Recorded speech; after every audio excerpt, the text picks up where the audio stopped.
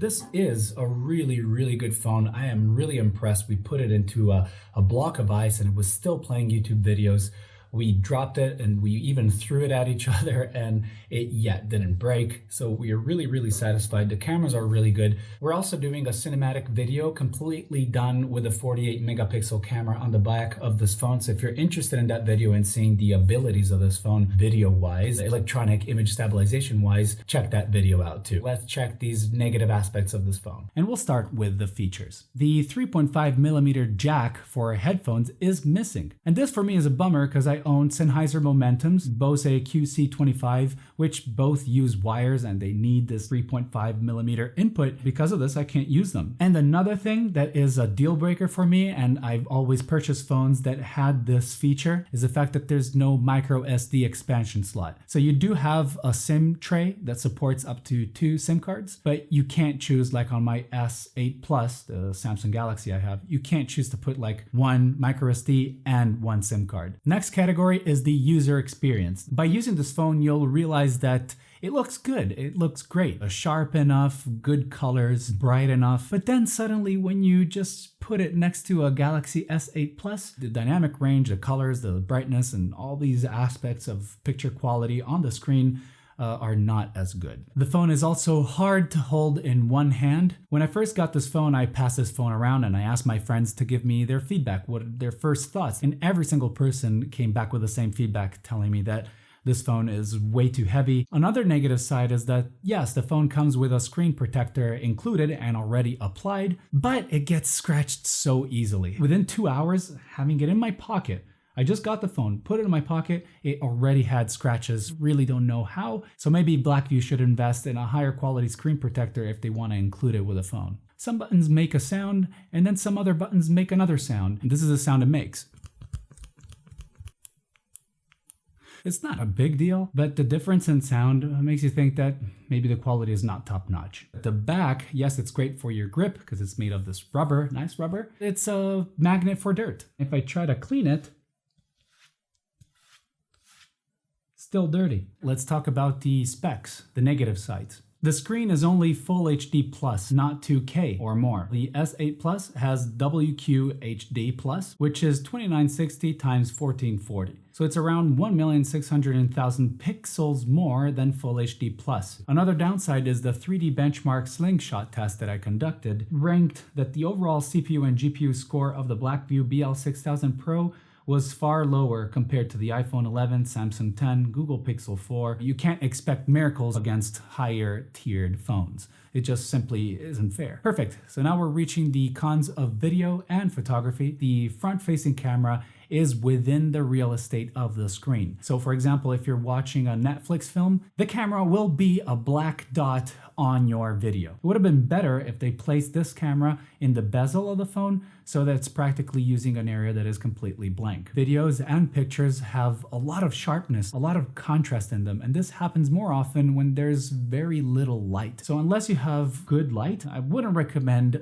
taking any videos at all. So that leads me to another point. Contrast, saturation, sharpness, shutter speed, ISO, all these parameters can't be adjusted. So what I would like to see is BlackView releasing a new firmware update to allow us to customize these settings. When I'm taking pictures, for example, I'm taking an HDR picture, then I'm taking a picture with the fisheye lens. This information is not contained within the file extension, not allowing me to have an easy reference to look into when I transfer these files on my computer. If the file extension had HDR or 48MP, if it had any of that kind of information, it would really simplify us users. And the last general downside that I've found is that the file extensions are extremely long. Make it shorter. Alright, so let's talk about picture quality downsides. The biggest downside of this phone is the fact that when you're taking a picture, you can't shoot pictures in RAW format. You can only take pictures in JPEGs. There's very little flexibility in post. There's no raw pictures. I'm gonna keep on taking my camera with me no matter what. When you take a picture,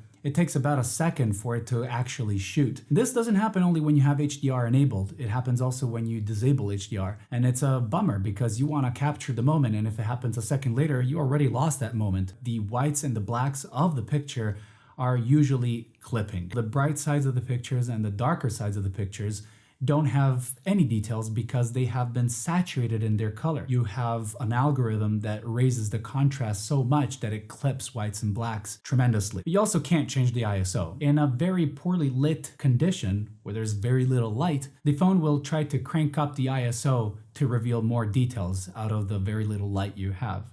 And in doing so, it will take a lot of noise out of the shadows. The darker parts of the picture will contain this really annoying noise. I tried using the Pro mode on this phone. When I took the picture and it was correctly exposed, the houses in distance just look like if it was a cartoon. Or there is a camera that kind of understands which is the subject and what is the background. And then with a slider, you can regulate how much depth of field you want between the subject and the background. The algorithm doesn't understand the shape of the person, of the subject in front of you. And so sometimes it misses, for example, the hair or some other person walking around, and it includes it as part of the subject. Some parts of the video are just flickering all the time. For example, check this video out. I'm just walking around this street.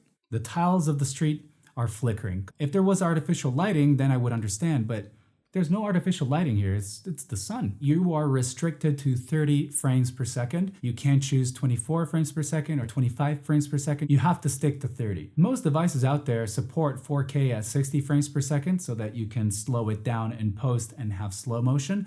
Well, you can't do it with this phone. The maximum frame rate that you get is 60 frames per second in full HD resolution. You won't have any 120 frames per second, 180 frames per second, or 240 frames per second. Only in full HD you get a 50% slow motion. When you're shooting in 4K, the bitrate is of 50 megabits per second. If you check, for example, the DJI Osmo Action, the GoPro Hero 8 and 9, if I'm not mistaken, they have 100 megabits per second.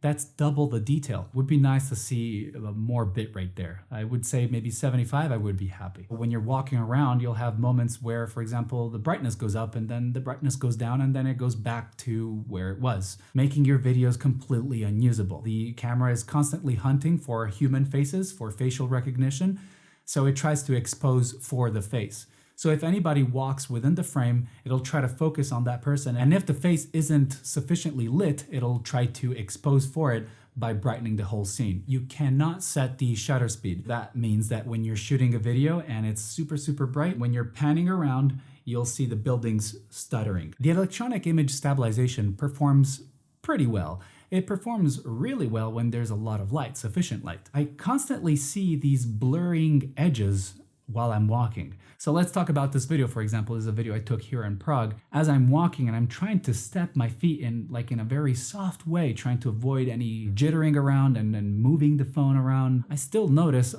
these blurry lines. Does this make the video unusable? No, it doesn't make it unusable. But for example, if I want to be perfect, if I want to have great video, then I wouldn't rely on the camera of this phone. And the last downside is the HDR mode with electronic image stabilization enabled. Pretty much it's like if it's not enabled, it does crop in.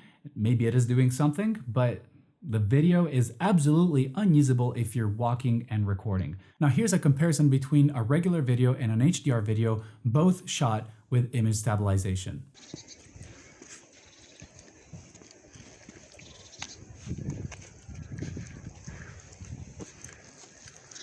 Difference is abyssal.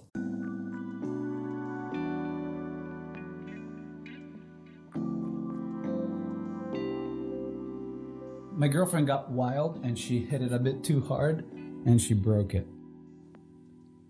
So I guess it is not indestructible. I told her not to go too hard. That's why we got this phone, to test it. I'm a bit sad though, I have to say. I don't think it's waterproof anymore. Might not be. That didn't change anything on the responsiveness of the phone, especially in the area that got the major damage. If I click right here, it still works. Go back, scroll up, go through the apps. The damage is very visible, unfortunately, but the phone did not stop working. That's really good. Good job, BlackView. Although we didn't want to break this phone, it's a good thing we did.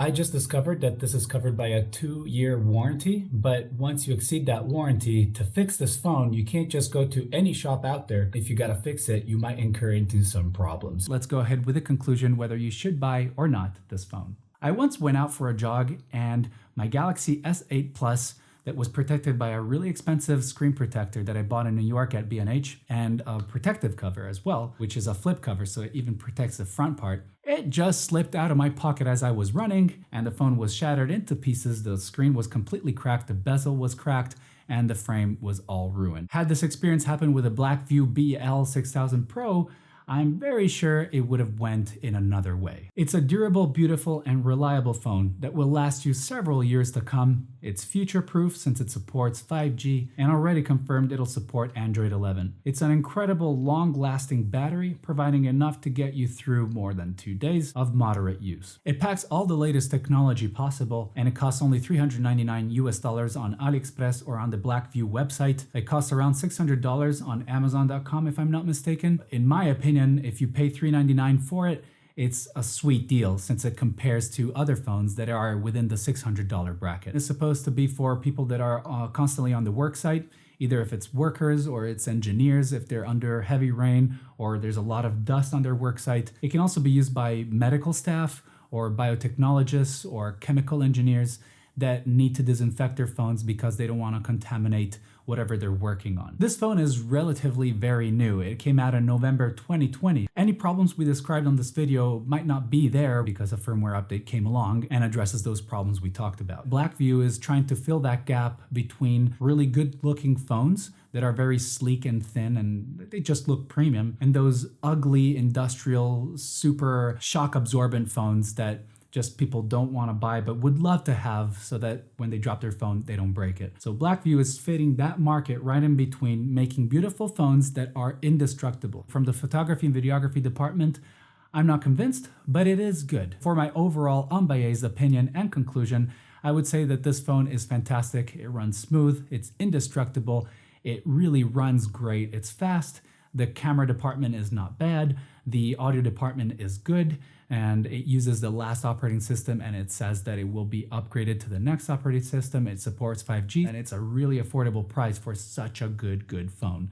I would buy it for $399 US. I wouldn't buy it for $599. In that case, I would spend a little bit more and buy something that is more premium. I'd like to take the opportunity to thank BlackView for sending me this phone right here. Thank you very much. I enjoyed doing this video. I hope you enjoyed watching it. If you did, hit the like button. You know the drill. Subscribe if you haven't done so already. And I shall see you in our next video. This is Orlando signing out. See you next time.